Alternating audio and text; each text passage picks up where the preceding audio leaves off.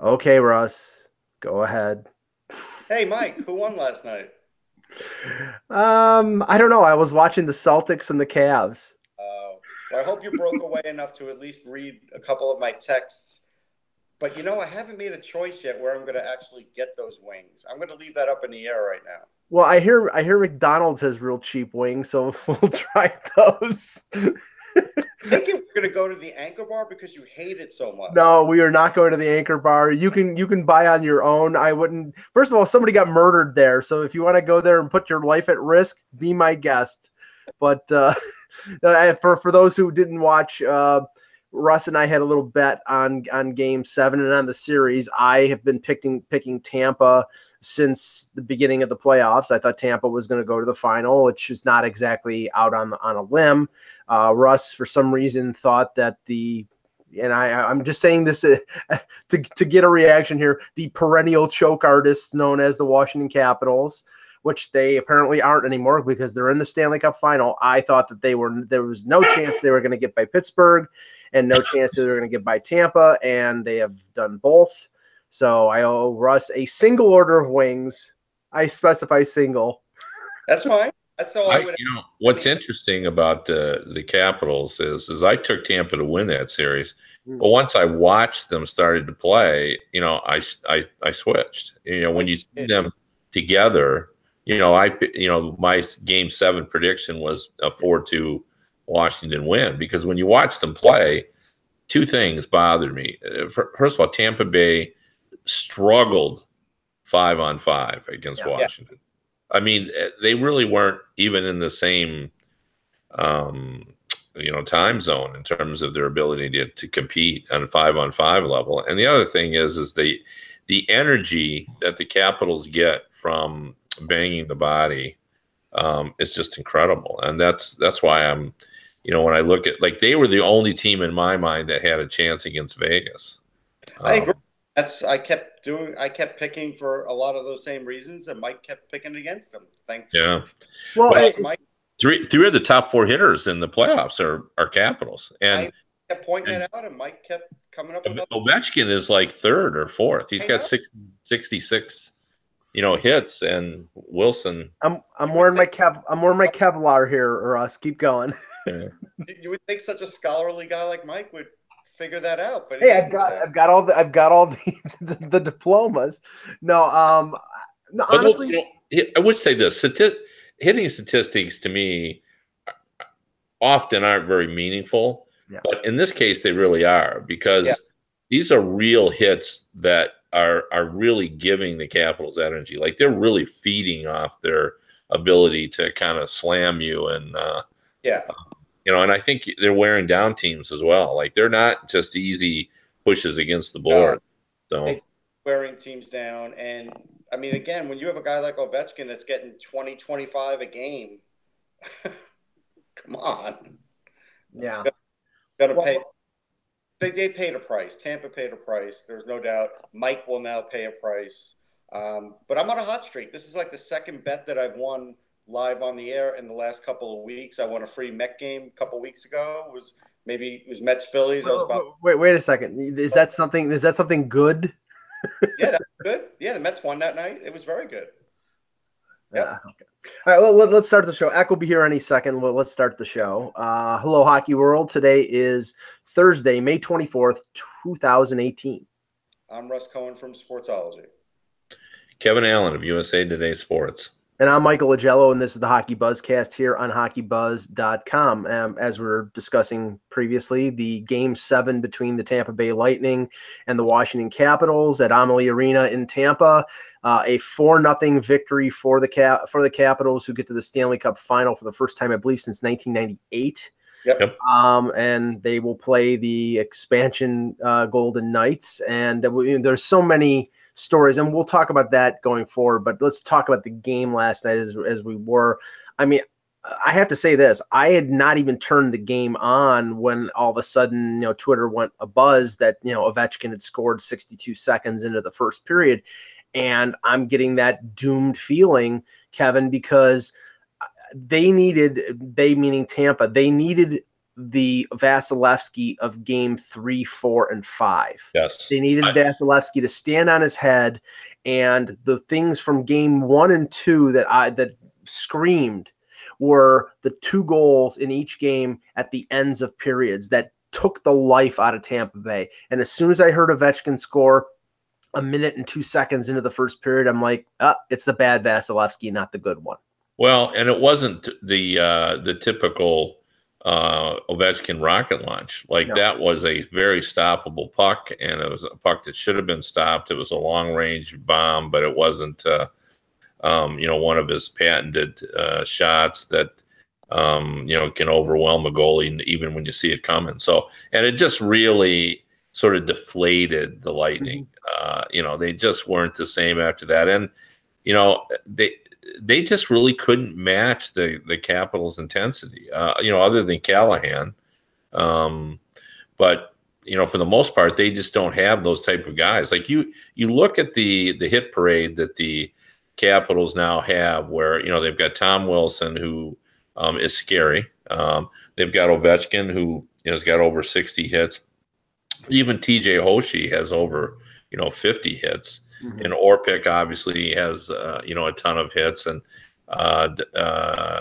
Smith Pelly I think has 60 hits as well. So they have a half a dozen guys who have a significant number of hits. And like we were talking in the pre-show, these are not just pushing you against the board. These are hitting you hard, and you're gonna you remember it. And I think they've had a real impact on the Capitals in terms of creating the energy, and they're just sort of feeding off that. And I thought one of the other things that was interesting last night is and I've been saying this for about 4 or 5 days, that I sense that just by the way Ovechkin talks about this team, that he sees this mix as the best mix the Capitals have ever had. Like I argue, I know some of the guys have said, I guess it depends on your definition of what the best team is, but Backstrom and a couple other people have said this is the best team we ever had. I don't think so. My definition of best team is usually in terms of talent level. I think they've had more talent in the past. Yes, last year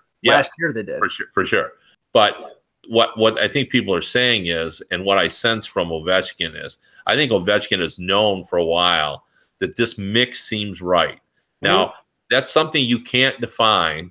And it's an it. They have it, but you can sense that there's a collection. Like they've got the best passer and one of the best passers in Ovechkin. They've got one of the best role players in the league in Beagle. They've got guys like Burakovsky who have stepped up and got the big goals. Yeah. Stevenson has played well. Verana has played very well. Verana has played very well. And it's all these changes that came in the offseason. So, whatever it is, which is often hard to describe, they seem to have it. And then we'll take that a step further after the game. I guess Trotz had said, I don't know if he said it in a television interview or where he said it, but he sort of let the cat out of the bag that he made a pretty strong speech before the game telling guys that he thought this was the best group that he's ever had, that he loved, and again, this is not his words, but mine. He loved the mix, whatever it was. And Oshie's quote was, when a guy comes in there without a cheat sheet and speaks from the heart, you can see in his eyes that he's telling you the truth. Yeah. You're left thinking, well, we just got to do now what we're expected to do, and we're going to win the game. It seemed to me that it was a very important speech. And everybody kind of bought in. I had this vision of them fighting each other, trying to get out the door. Well, I know that he may not be back, and I think they're really trying to win this for him too. And I got that feeling, maybe like a week ago when it sort of became a little more obvious that he's not even close to a guarantee to come back. I don't think he is. I think it's already a foregone conclusion. I know he's not coming back. I don't even think there's an if. Yeah. I think he's gone, win, lose, or draw. But yeah, I agree. I mean, there's something different about this Capitals team, and you could see it. I thought from the beginning of the playoffs. Just even in the first 2 games that they lost, but they were in these games, and Columbus was so good down the stretch. That was the thing. that Columbus was so very strong down the stretch. I kept thinking that they're going to give the Capitals. Everybody said they were going to give Capitals a hard time, right? That was a comment. That wasn't uncommon. They did. They won the first 2 games on the road. No, they did, and they won the first 2 games on the road. But I think that Ovechkin is such a fascinating story this year in so many ways. I mean, you talked about it before, Kevin, about like being a sympathetic character. Yeah. And it definitely plays into it because, you know, the whole thing of him, okay, remember he kept saying he was going to go to the Olympics no matter what, you know, and he didn't go to the Olympics. Mm-hmm. And Russia won the gold medal at the Olympics, and he didn't go. And I think that all of this plays into like his feeling of like things never work out for me, to the point where he's getting more and more defeatist type thing. And you could feel it after the 3, when he breaks the stick after, you know, game 5 over the crossbar of like, okay, this is what I've heard. And I mean, one time I did talk to Barry Trotz a little while back about this team, and it was a couple years ago, but I said, what's the toughest thing about this team? And he said that they are not even keeled. He said the whole definition of you don't want to get too high or too low. Well, doesn't play in. They get too high and they get too low. And it's just part of the personalities of Ovechkin, and Ovechkin runs through that, you know, so that is what he does. So that's why, I mean, was there ever more joy and from a player winning a game than last night from Ovechkin? I mean, it was incredible to me, like joy and relief. But the thing is, I'm sorry, you know, and call me a Bitterman or Mr. Negative, but I've never considered Alex Ovechkin, you know, lovable or sympathetic. I mean, he's great. Don't get me wrong. He's one of the best players in the history of this game. He's one of the best snipers. But in terms of a sympathetic character, not really. I don't get that. I don't feel that. I'm going to give you a quick story because I saw last night some Tampa fan from the other side. You're really quiet. Can you talk a little? Yeah, no, I turned you up. You're good. Yeah, I saw a story yesterday where a Tampa fan was on the other side of the glass and was giving the finger to Ovechkin with both barrels, right? Yeah. And early in Ovechkin's career, maybe his 2nd, 3rd, 4th game, he played the Flyers, and a similar fan was doing a similar thing to him. At the end of the game, and this is Ovechkin as a rookie, Ovechkin went over to that guy and gave him his stick at the end of the game and buried the hatchet immediately. I interviewed him, and I asked him about that situation, and he goes, that guy was doing it because he likes me. He just doesn't want to admit it. So I gave him my stick. You have to. I think, Mike, what you're missing, and that's an awesome story, Russ, because I think what you're missing, Mike, is the fact that there is a cultural difference with Ovechkin that's hard. That when we take sympathetic characters, it's hard to understand what a sympathetic Russian is sometimes. You know, like really what they feel, and I think but what I feel from him is like, you know, there were tears in his eyes last night when he's holding the trophy for the conference. You know, I get that because, you know, we're talking about a guy who has toiled for a dozen years in the NHL, being one of the best players. You know, one of his goals has been to win an Olympic gold medal, and he can't go because the league decided not to go, and then they win. And, you know, I think that the winning the Stanley Cup probably means more to him than anything now, just as, you know, this is the only award, or this is the only trophy I can win, so I'm going to do my utmost to do it. I'm just saying, in things that are really important to him, though, like one was beating Crosby. That had to happen, right? Beating Crosby was really important. 2 was getting to the Stanley Cup Finals because the Capitals haven't gotten there, right? And that then with him, and that was important. And now's the Cup, right? So I think. Well, and Eck, Ted Leonsis is a very beloved owner by that team. Yeah. And after the win in Pittsburgh, Ted talked about a letter that he got from a fan saying that win could be similar to like the Red Sox finally beating the Yankees, and Leonsis shared that story.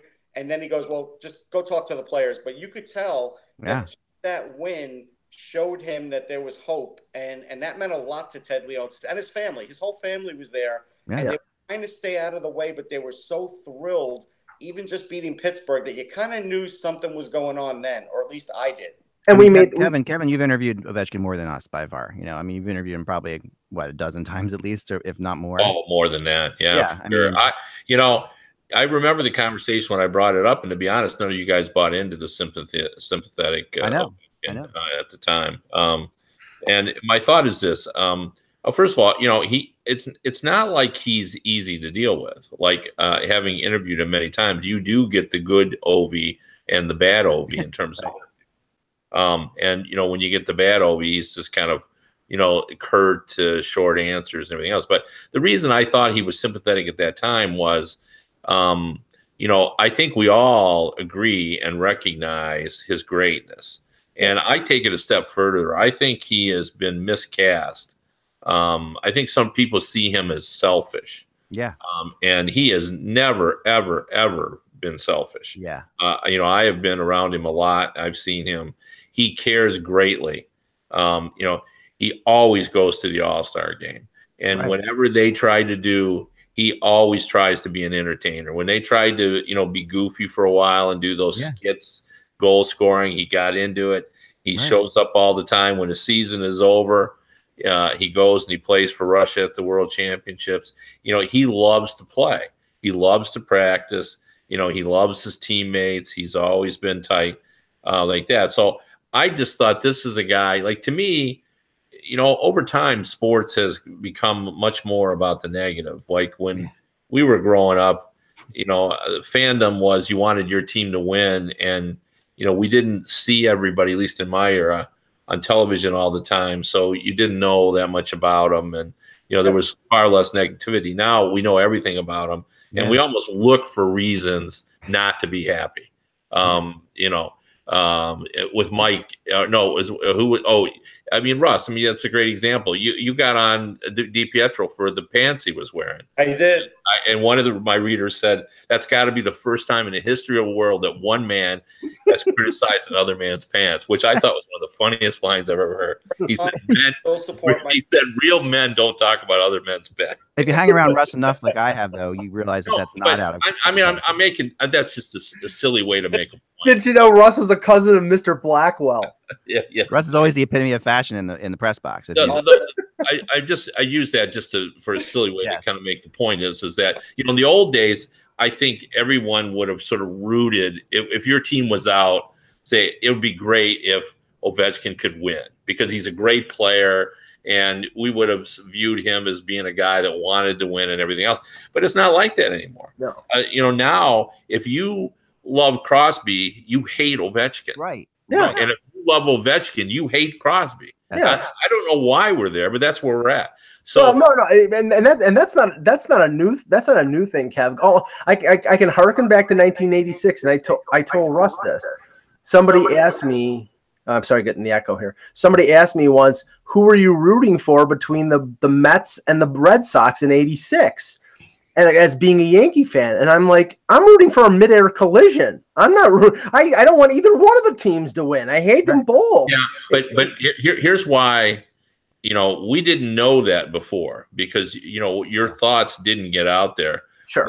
Now we know it. So now it's real. Before if you thought if you hated the an opposing team, it just you and your buddies knew it. Now everybody knows. Right. With social media, it's all over the place. Thing about these two guys, right? Because the two guys came in at a time when there were Crosby and Ovechkin. They were linked right away. They came in, and at a time when we hadn't had a Crosby or an Ovechkin for a while. That's what I felt like. So because it's interesting when you think about the comparison of Crosby and Ovechkin, how they've been linked together. I don't get the same sense that Line and Matthews are going to be linked the same way. No, because they're not in the same division. That's one of the reasons. Well, the division is one thing, but just the whole thing of but because we had Connor McDavid, and McDavid and Eichel aren't linked together either. So they tried. Believe me, they tried to make that. Well, yeah, but the reason Eichel and McDavid aren't linked is because Eichel has not proven to be right in that level.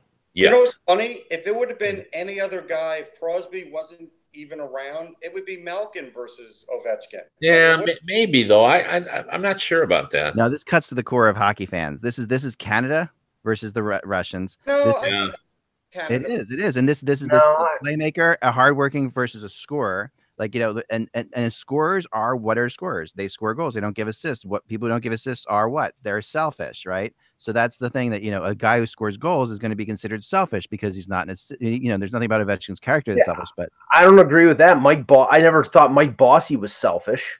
No, me neither. Well, no, you shouldn't.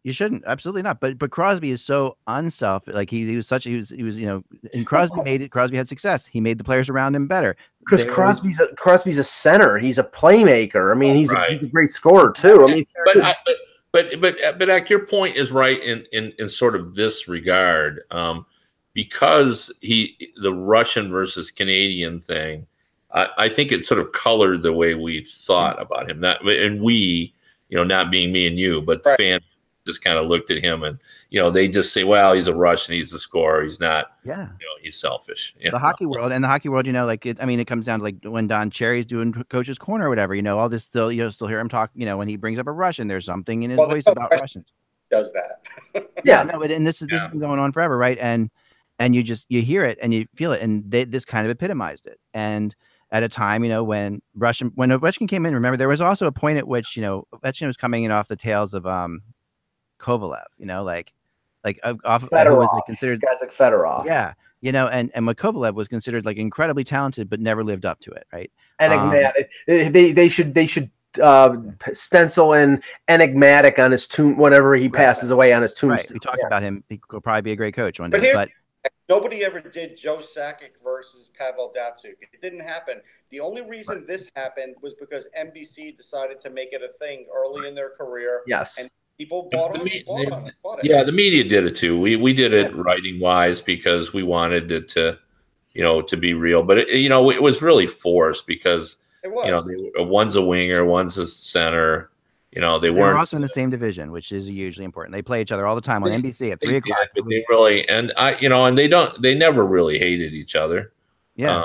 So, you got to really, there's much more of a rivalry between Jonathan Taves and Sidney Crosby than there ever really was. Yeah, and they've never played in a cup final, which is interesting. Right. Now, but I've seen them go head to head, and I know both of them reasonably well. I know Sid better, but I know Johnny Taves pretty well, and I can tell you that when they compete one another, there's a dislike. Now, Kevin, the thing that I'm looking forward to, I mean, I'm dining out on the sort of the sub stories that are present between Washington and Vegas, the McPhee dynamic, the Nate Schmidt dynamic. I mean, there are so many little stories here that, I mean, I think reporters covering this series are going to be able to dine out on it. It's going to be great. Well, I mean, I know that. So many. I mean, you start with the fact that they being the Capitals have been in the final twice in 44 years, and the Vegas Golden Knights are going to be 1-for-1 in making. What occurred to me? This is so funny because my wife, right? One of my things my wife hates more than anything else is if they say, when they bring up the stat, the team trailing by a goal going into the third period wins 24%, whatever. This is something that Jody, who is actually, a PhD mathematician, hates this kind of stuff because she's like, that doesn't have anything to do with this. Like, all those for previous different teams, different situations have nothing to do with this, So what she loved was she brought up, I'm wrong, but when your wife disagrees with it, she's right. That's right. No, exactly. So she brought up this thing the other day though that was hilarious. After we were watching Vegas win, we're driving back from the shore. We just watched Vegas win down there, and we're driving home. And she says to me, "You know what I love about this? They're never going to say this is the furthest Vegas has ever gotten. This is a team that they can never say they've never gotten into the finals. This is the only team in history of the NHL that they've never met. This is the first time they've made the playoffs. This is the first time they won a first round. This is the first time they won the second round. They can never say that because they've already done all those things." Yeah, but see, where the fallacy of Jody's statement is that it is real and it is truth for the fan base. Yeah, because if you're an older Caps fan, you have only been to the final twice, and if you're a nouveau Golden Knights fan, it is significant that the first year you got caught up that your team, went to the final. So it is real. It is real. For those kind of things, but it doesn't mean anything to players on the ice. You know what I mean? And it just doesn't. No, it really doesn't. And it's the same thing. I always have a hard time, and I never am able to convince fans of this, but they think that players want to tank to get better players coming in. And I, for the life of me, I've never been able to persuade the fan base. That's just ludicrous. Yeah, they're the last people who want to tank because then those players are going to take their jobs. Plus, I have never met, in all the years I've covered hockey, I have never met a player who wanted to lose a game. No. You know, they just don't think like that. They never have. And the other thing that really needs to be discussed, because and again, I think this just reflects society. You know, we've become much more open-minded to crazy conspiracy theories. And the idea that's floating out there that the NHL rigged, that's the word you hear, rigged the expansion thing to get the Vegas Golden Knights into the final. Now, and nobody hones in the fact that they at best got the 10th or 12th best player on everyone's team. And, I mean, I have to go back to this. Russ and I are sitting in an Airbnb in Chicago watching the NHL awards and watching the expansion draft. And as the picks are coming in, we're saying this team is going to suck. And this team is not getting the best possible players. So any talk of it, and believe me, I love a good conspiracy theory, but any talk about it being a conspiracy, you're a lunatic if you think it was a conspiracy. You're gonna love this. You're gonna love this, Kevin. I got to read you this. You're gonna love this. So I put a blog out. Let Russ was saying something. Along the same lines. But they put them at 500 to 1. Do you really think they want people cashing in on any of those if Vegas wins the cup? I heard there was an art. Did you see the article that Puck Daddy wrote about that? I think so. They're gonna take a bath on some things, because there are some people who definitely put those bets out and they didn't even it out because it was just so ridiculous. We wrote an article too. There's been several articles. Millions of dollars will be the Vegas. Yeah. But here's something that's interesting. Get fired. Like, I put a poll out there along your lines of this conspiracy theory, Kevin. That's like, and the article was called, "Are you all in on Vegas, or do you feel they haven't earned it?" Okay, and I put a poll up, and I got 8,000 responses. Okay, the two answers were yes, I'm pulling for them, I'm pulling for them to win it all, or no, other teams have worked harder for longer and deserve it more. Okay, so I put that out there. Now, the response was. Of the 8,000, if you do the entire 8,000, 52%, okay, who thought no, other teams have worked harder, longer, and deserve it more. Well, but see, to me, that's two different ideas here. That is two different ideas. Yeah, but the only thing I want to bring, the last thing I'll say about that, it was 91% from Canadians. Yeah. So what? Yeah. But the Canadian team. There's two different things here. Yeah. Like, this is a great story, and this team deserves all the credit in the world for doing what they've done. And George McPhee and Gerard Gallant are so heavily involved in why this team is in the final. And then there's the idea of, do fans have a right to be jealous or upset that their team, if you're the New York or the Toronto Maple Leafs and your team has won since '67, does the fan base have a right to say, well, but the fans there didn't suffer? I think they have the right to say that. Yeah.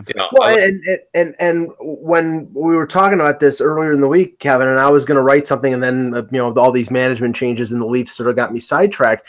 But I said, no, if you're gonna be forlorn, or if you're going to be pissed off at somebody, don't be pissed off at the Vegas Golden Knights for their good fortune. Be pissed off at the Leaf organization, from Harold Ballard to Punch Imlach over the last 51 years, who scuttled this franchise with stupid mistakes, with bad trades and other things. It's not the fault of the Vegas Golden Knights. I think I think it's a great story.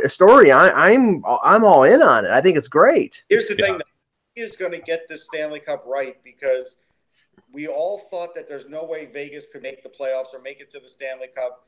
They did. Many of us thought that the Caps were a team that were never going to get to the Stanley Cup. They were a choking team, all these other things.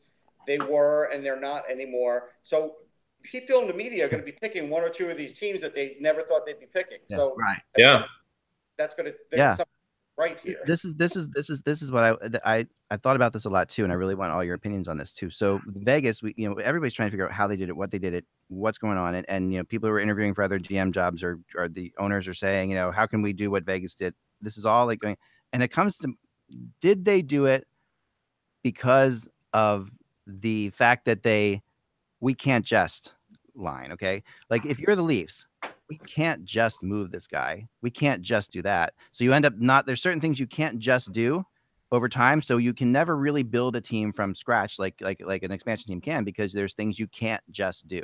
And even though some of those things you probably should do, you can't just trade Marner for Trouba or whatever. I'm using an example, but I'm saying you can't just move. You know what I mean? There's a whole thing of that. There's baggage that comes with sure. with teams. I'll give you my easy answer is I think the GMs overthought it, and if they would have done no extra deals, no extra incentives, and just picked it and just done it straight and just given their list to Vegas and let Vegas pick the list, I don't think they'd have made the playoffs. Yeah, and the thing is, and I'm sure somebody is going to write a book about this.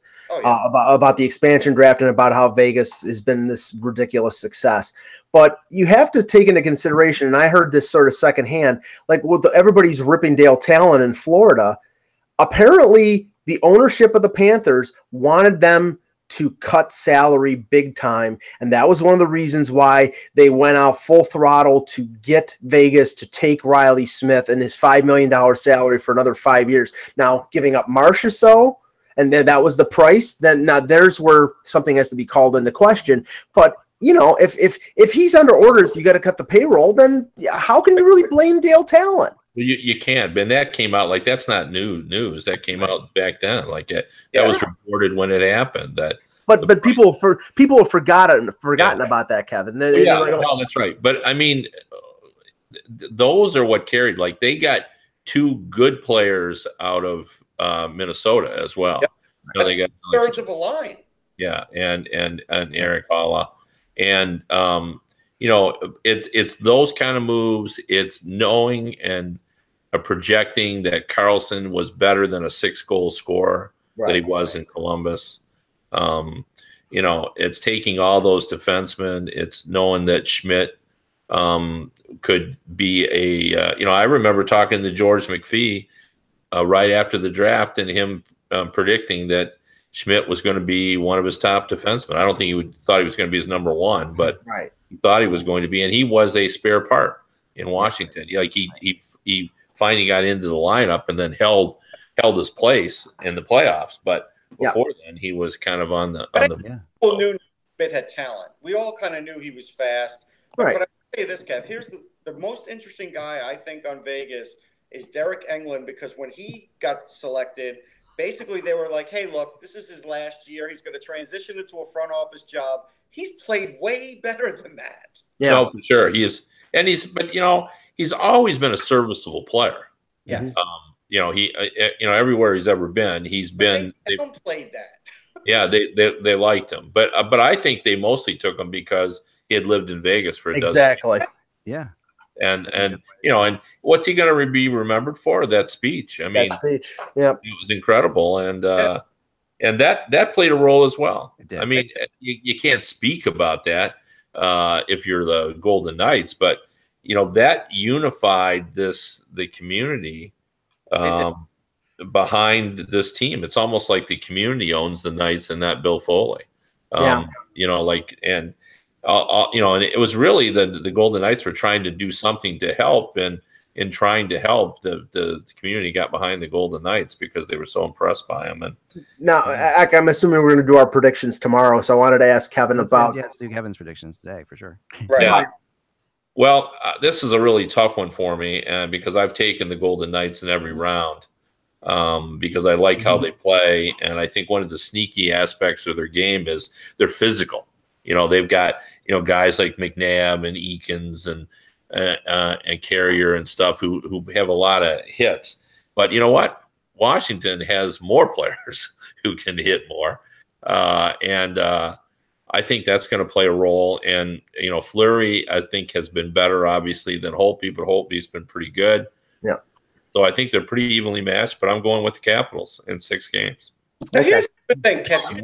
Wow. You said something very funny, because for a guy who's had back-to-back shutouts, you said, he's been pretty good. Like, who gets back-to-back shutouts in the playoffs anymore? No, for sure. Well, there's only been 4 goalies total that's done it in Game 6 and 7. Right. Just said it's pretty good, and that's the way we all think about it. Yeah, but let's factor in the fact that that Tampa Bay was pretty much a no-show. Shutout, Mike. Even if it had won 5-1, I wouldn't be having the conversation. But let's put it this way. Let me put it like I'm not trying to demean Holtby, who has been, but would you list him among the Conn Smythe Trophy candidates? Because I wouldn't. No. No. I mean, I would have Kuznetsov and Ovechkin. Yeah. Up there. Obviously, Fleury is up there as well. Marchessault. Yes. I think Fleury has an excellent chance of winning, even if he loses. But I just think the way you said it, I wasn't taking it as a shot at you, but just the way we think about the guy. Yeah. No, that's right. He's but going into last night's game, like his save percentage was at .919, right. And I usually do a kind of a look at goalie numbers during the playoffs every year, and usually the guy that wins is usually around 930, 935. Right. I think Fleury's 937 right now. I think it's something like that. Okay, Kevin, since the last time we had you on the show, there's been some changes with the Islanders. The longtime rumors proved out to be true. Lou Lamoriello is now the boss in Brooklyn. Not surprising, but and the surprising thing, and I know it's sort of been pushed to the side, is that he met with John Tavares before it was even announced that he was part of the Islanders. I mean, I think Lou's smart. He wanted to know what his chances are of retaining him before he took the job. Right. I mean, this is good for the Islanders. It's long overdue. I like Garth Snow personally, but this is a results-oriented business, and the results have not been good on Long Island. And, Lou Lamoriello, I guarantee, will change the goaltender. That'll be his top priority. And I think this gives them a much better shot of retaining Tavares. I really do. I think the word around the league about Lamoriello is that players like him. Yep. Yes. He is honest. That's the big He thing. is a straight shooter. What percent? He does crazy things, like when Zach Parise, left the Devils to go to the Minnesota Wild. I remember him telling me the story that he was, he just didn't want to face Lamoriello, but he called him up and he said Lamoriello couldn't have been more gracious. Said he understood completely that sometimes the drive to go home is too great, and he wished him well and everything else. Well, and everybody's got a story about him writing contract numbers on a napkin and saying, if I give you this, can we get it done? I mean, he just has a way. And I think players trust him. And I'm sure John Tavares has heard those stories from a lot of people. And I think they got a shot. I don't know whether they'll keep him, but I think they got a better shot.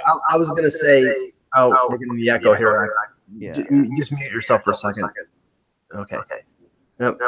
Russ, why don't you mute yourself? Oh, there it's gone. I would say that it's not a guarantee that Tavares is going to stay there. I think it improves their chances, like you said, but I think it may be 50-50 or 60-40 because I don't know how much, Lou's got 2 weeks after the end of the season to the 5-day window to maybe do something that would show Tavares that, they're going in a positive direction. I mean, we know Lamoriello will go out and get the goalie. That's his blueprint. He's done it in Jersey with Schneider. He did it with Freddie Anderson in Toronto.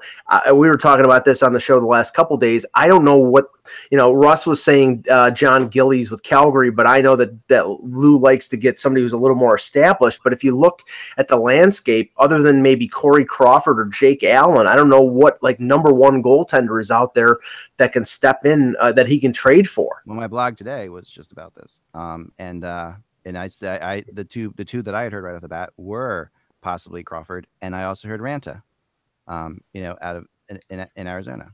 I don't believe Ranta would be traded.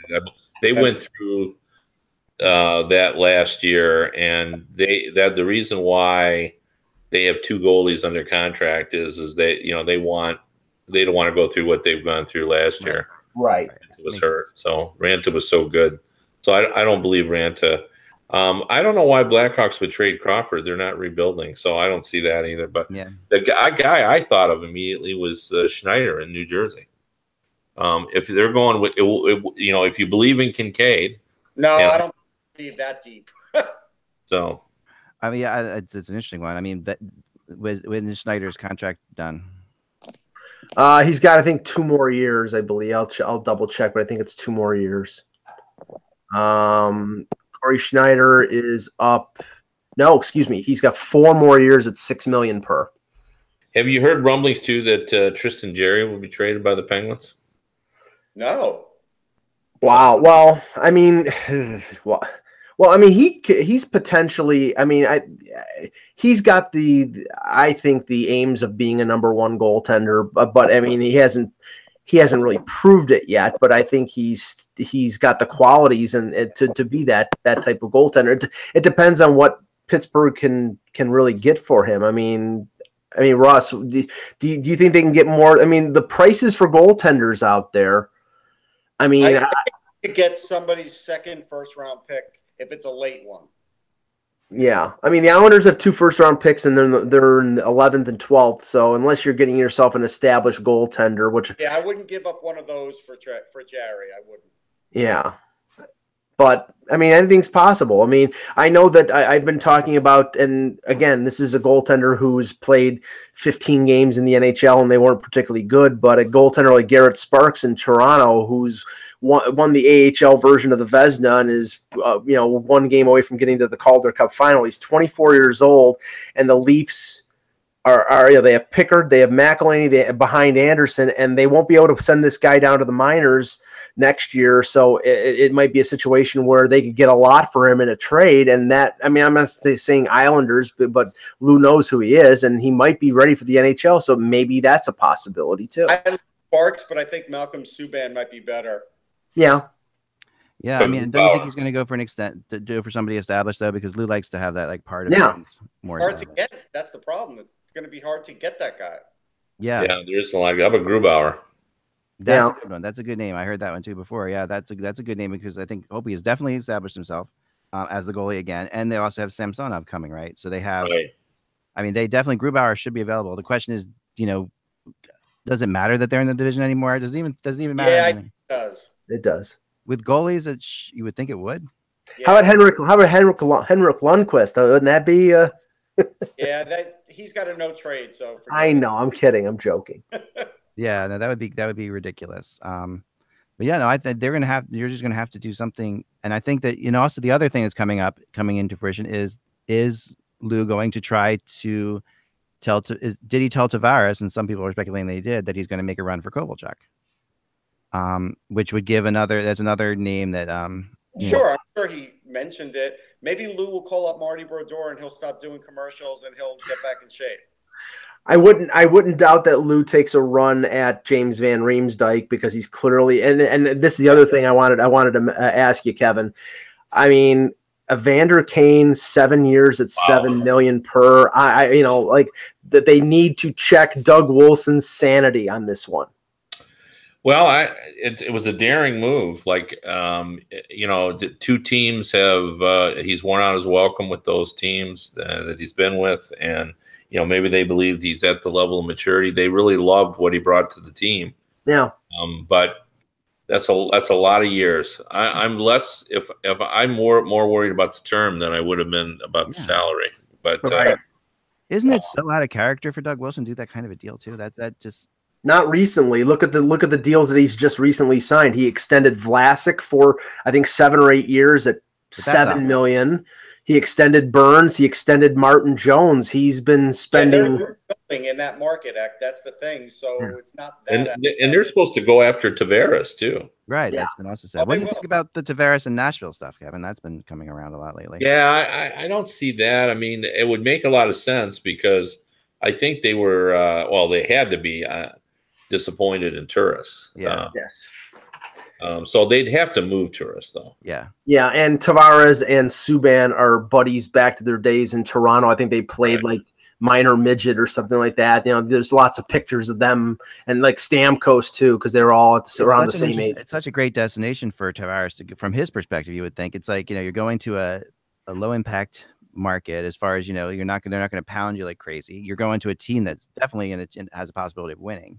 And well, how about Vegas? I mean, Vegas could actually go after both Carlson and Tavares. I don't think they'll get 2 guys though, Kev. I don't think they would do that. Well, I mean, they could. I tend to agree with you, but Kev, this is always the question and always the statement that we make a month out from the NHL draft, and it's always a little disappointing because it never lives up to the expectation. But with the names that are out there, with Carlson, with Ekman Larson, although we've heard the 8-year rumor with him re-signing in Arizona. I mean, I get the feeling there's going to be a lot of moves.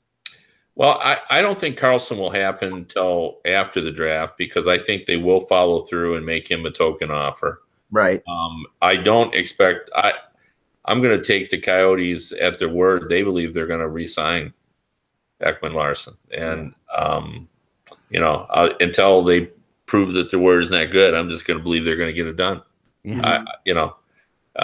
So I don't think those two guys are going to, there will be some trades, but I think it'll be, they'll be interesting, but I don't think they're going to be the big names. I think that'll come. What about the right to John Carlson? I mean, do we really think Washington's going to get him signed? I don't. Yeah, well, I think he's got to be their absolute biggest priority because he's probably as important to them as Ovechkin is now. But his money has gone way up since the playoffs, Kev. I mean, yeah, but you can't. How much can you really give those guys? I mean, would you give him $10 million? Will somebody give him 10? Somebody will give 9 and change. Yep. Oh, I don't know. I don't think so. I say, I don't think he'll get 10, but No, he won't get 10, but I think he could get 9 and change. I do. I'll place a bet on that one. I don't think he's going to get. I don't think he's going to get to 9. I don't want to bet on that. Well, the top defenseman is Subban at 9, so I don't think he'll get that, but I think he'll get 8 to 8.5, and that's Brent Burns territory. And I mean, there's not too many teams out. And the funny, you could factor in how about Vegas there? Remember, John Carlson was drafted by George McPhee. Yep. Yeah. Well, the thing, and I think that where Vegas really should look is this is an interesting question. Like, who would be better for them, Tavares or Carlson? I really think that Tavares would be better for them. They're lacking both of those elements. Yeah, they are. Which is ridiculous to say for a team in the Stanley Cup final. Right. But, I think they have a chance of getting that element in Cody Glass, and I think Carlson would be perfect because even if Brandstrom's their top power play guy, right, they're getting another great defenseman. They don't have that. And I'm surprised I'm going to say this. It's almost tougher to get that top pairing defenseman 1 or 2 than it is a center now. I mean, even if it's a number 1 center, it's tougher to get. For sure. I mean, they're both hard elements to acquire, but I agree with you. I mean, the top pairing defenseman is probably the most sought after thing. Wow. I mean, yeah, I see my thing with Erik Karlsson on them is that, like I said before, he carries the puck too much, and and the way that team works right now is so they're such a fine-tuned machine in how fast they pass the puck. They get the puck away, and so if you have Erik Karlsson carrying the puck up the ice like he does all the time for Ottawa, does that mess them up? Like that. Yeah, you might be overthinking that a little bit. Yeah, I mean, the reason they're doing what they're doing is because of the players that they have. They can adjust tactics. Yeah, but what they're doing is working. Why would you adjust their tactics? But there's going to be a changeover one way or the other with Vegas. That Neil or Perron or whoever. There's going to be 3 or 4 players that are on the team now that are not going to be on that team. It's just going to happen. So you're going to have to adjust. Yeah, I agree with that. There's Kevin's clock. So I think that's all the time we have anyway. I think we're okay. But this will be our end show music here. Yeah, I muted Kevin. Enjoy the weekend, guys. It's tomorrow's Friday, so enjoy. Today's Thursday. Tonight. Yeah, sorry about that. We'll see you tomorrow. Remember, without the buzz, it's just hockey. Talk to you then.